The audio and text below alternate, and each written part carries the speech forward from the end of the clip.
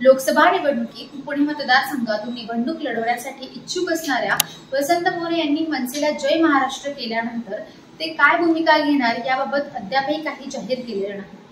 मात्र ते लोकसभा निवडणुकीच्या पार्श्वभूमीवर वेगवेगळ्या पक्षांच्या संपर्कात आहेत। त्यातच शुक्रवारी वसंत मोरे यांनी वंचित बहुजन आघाडीचे प्रकाश आंबेडकर यांची मुंबईत राजगृह येथे भेट घेतली। या भेटीत काय चर्चा झाली याबाबत माहिती समोर आलेली नाही। मात्र या भेटीनंतर राजकीय वर्तुळात चर्चेला उधाण आलं आहे।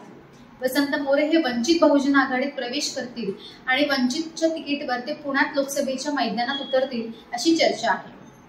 प्रकाश आंबेडकर यांची भेट घेतल्यानंतर वसंत मोरे यांनी म्हटले की मला वंचित बहुजन आघाडीचे प्रकाश आंबेडकर यांनी मला बोलवलं, हे माझं नशीब। मला वेळ दिला, या वेळेत चांगली चर्चा झाली।